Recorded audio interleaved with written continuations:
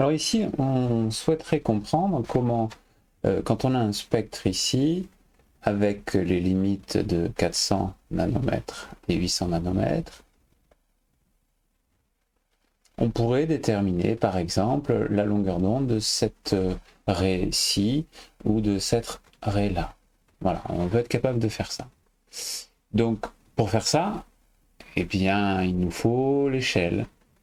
Et donc la première chose à faire, c'est de mesurer l'étendue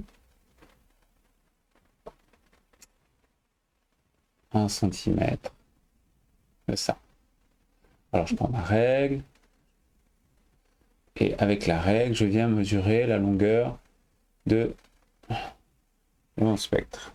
Alors si vous faites ça sur votre papier, vous devriez trouver que la longueur est de l'ordre de 11,4 cm.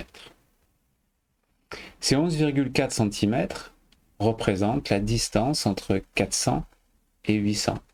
Entre 400 et 800, on est d'accord qu'il y a 400 nanomètres. 800 moins 400, ça fait 400. Donc là, voilà notre échelle. Notre échelle est un peu particulière, elle tombe pas pile, mais c'est pas grave. Elle tombe pas pile, mais on va y arriver quand même, puisqu'on a l'équivalence entre les nanomètres et les centimètres. Donc maintenant, si on s'intéresse à cette raie-là, elle est à environ 1,8 cm.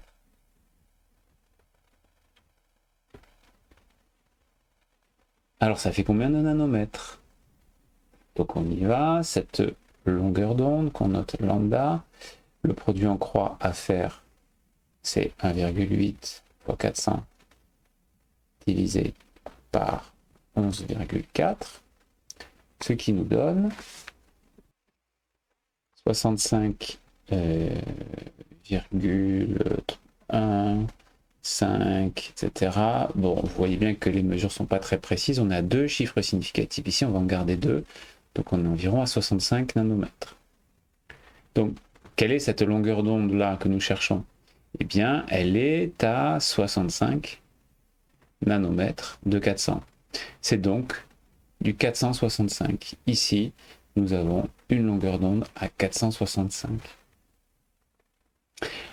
Et celle-ci, à combien est-elle? On refait la même chose. On voit qu'elle est environ à 9,3 cm.